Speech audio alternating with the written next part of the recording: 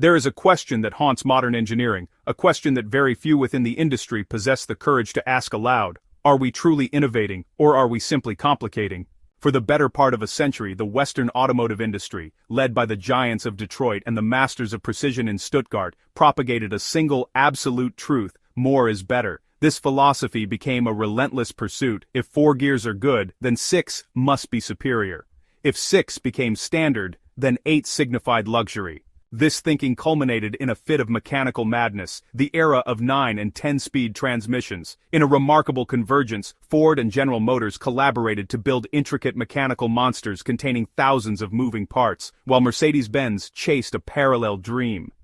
This was sold to the world as the pinnacle of technological refinement. Yet, standing here in January 2026 and reflecting on the past decade, a starkly different picture emerges. This was not genuine innovation. It was, in essence, a cry for help, the final, desperate gasp of a mature technology striving to mask its inherent limitations through sheer complexity. While the West was preoccupied with constructing its cathedrals of planetary gears, China pursued a path that was silent, radical, and ultimately humiliating for traditional mechanical engineers. They examined the 10-speed gearbox and declared it, at its core, useless. Their approach was not to fix the gearbox, but to delete it entirely. In this analysis, we will dissect what may be remembered as the greatest strategic misstep of the Western automotive industry. We will explore why a modern diesel lorry needs to shift gears 100 times during a city drive, while a new generation of Eastern pickups does not shift at all. We will dive deep into the physics of the dedicated hybrid transmission system and come to understand why simplicity, not complexity, is the true hallmark of sophistication.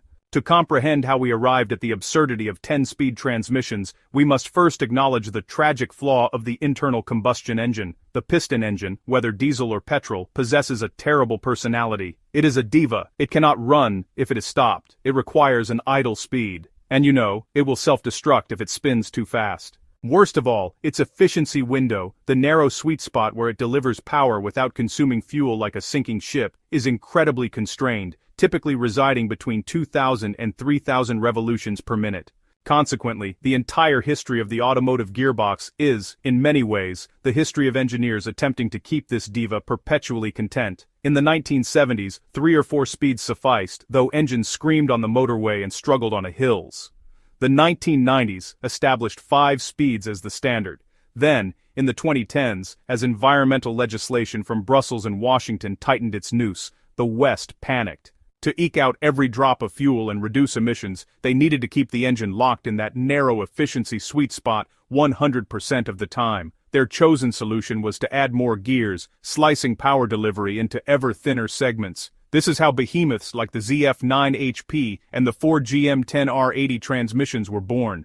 The theory was elegant. With 10 finely spaced ratios, the engine could always operate at its perfect RPM, regardless of vehicle speed. In practice, however, it created a drivability nightmare. Metaphorically, opening up a modern 10-speed automatic reveals not just engineering but managed chaos.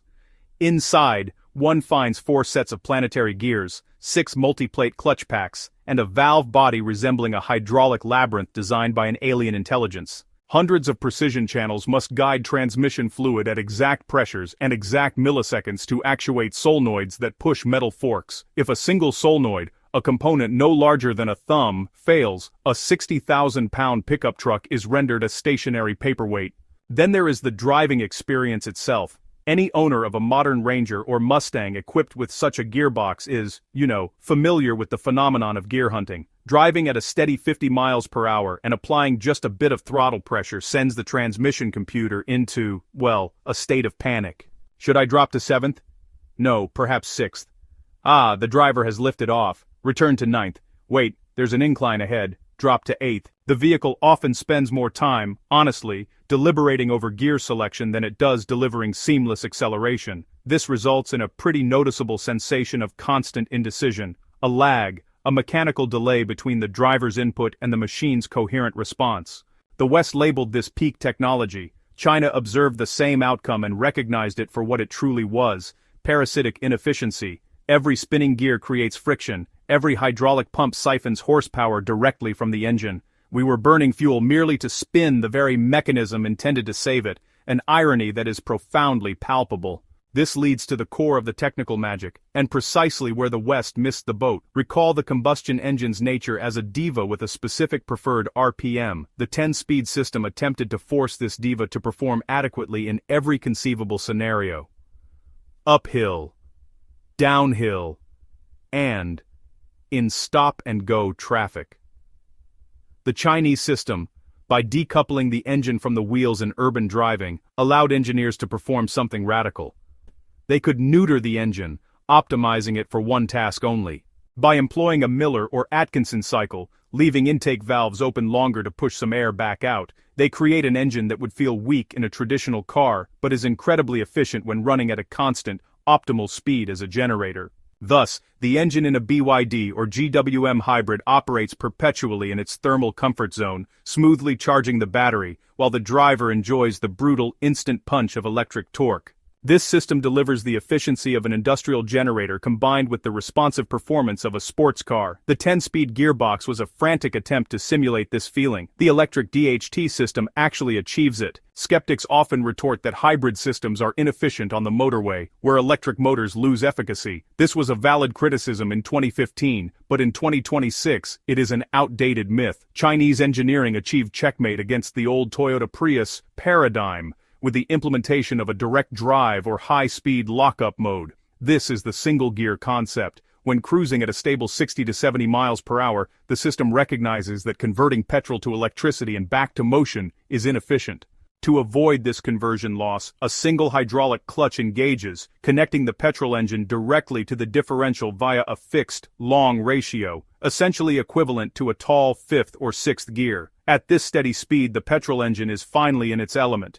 It doesn't need 10 gears, just one optimal ratio for cruising. Should sudden acceleration be required for overtaking, the electric motor instantaneously provides additional thrust without any gear shift interrupt. This architecture delivers the best of both worlds, pure electric serenity in the city and efficient mechanical drive on the motorway, entirely bypassing the mess of 8, 9, or 10 gears. The discussion must also address economics, for it is cost that ultimately moves the commercial transport and logistics markets. The Achilles heel of modern Western pickups is, honestly, long-term transmission reliability. A 10-speed automatic is a ticking time bomb of maintenance, requiring frequent fluid changes, suffering from clutch plate wear, and being vulnerable to microscopic iron filings clogging solenoid valves.